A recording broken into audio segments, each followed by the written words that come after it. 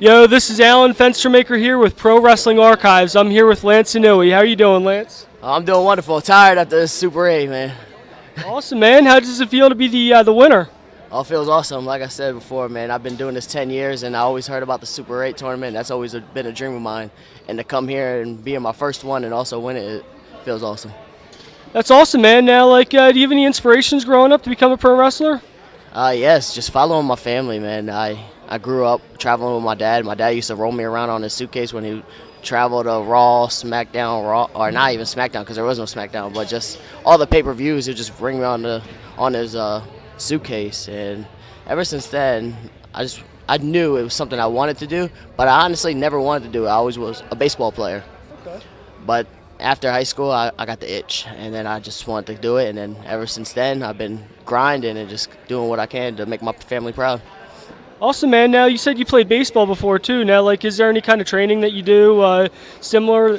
How would you compare baseball to pro wrestling, the training? Man, training is completely different.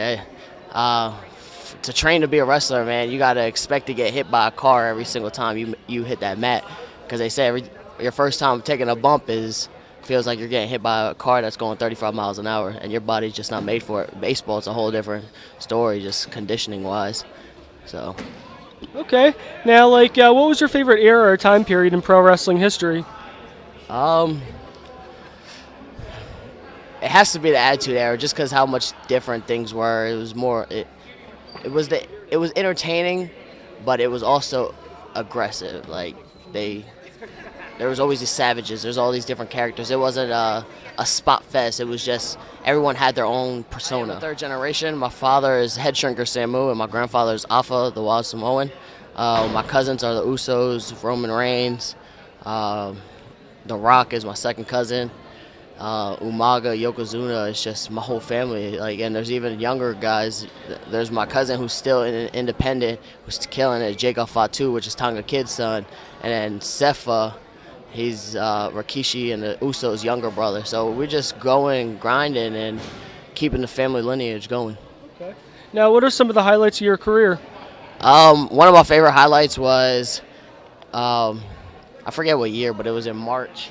It might have been 2016. I brought my grandfather out of retirement, and it was me, my father, my grandfather, and my uncles, Manu and L.A. Smooth. We did a 10-man tag, so that was a privilege. 3 generations in one ring.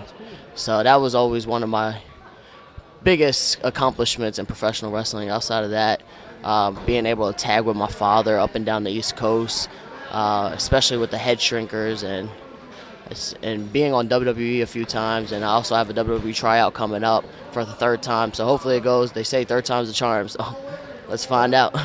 Now, what was it like in the WWE when you had your experience there? Oh man, WWE is being there. It's like home. Every time I go on the road with them, just doing extra work or tryout, it feels like that's where I'm supposed to be. So I'm not gonna stop trying. If I don't make it, I don't make it. But I'm still gonna grind and perform in front of everyone, all up and down the East Coast, West Coast, all over the world, because it's something I love to do. But WWE, man, that's just one place I would love to be. Awesome, man. Now, thanks again for doing this interview, and good luck to you, man. Thank you.